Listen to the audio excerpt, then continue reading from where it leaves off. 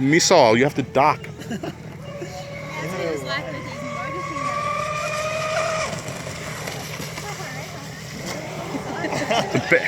It's the best boat ever, Chris. I told you. I knew it was. I said the rooster kicks, man. In the videos I've seen on it, it's way more exciting in real life. It's a great spot to run it.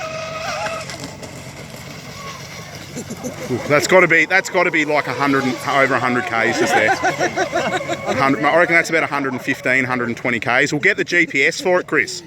All you do is put one of those car GPSs in it. Oh, so Chrissy, that's 100 and something k's there, man. You can hear it topping out. You got to pull the props off it, Chris, and sharpen and balance them, man. That's how the guys get them quick, and they polish the hulls with some like really.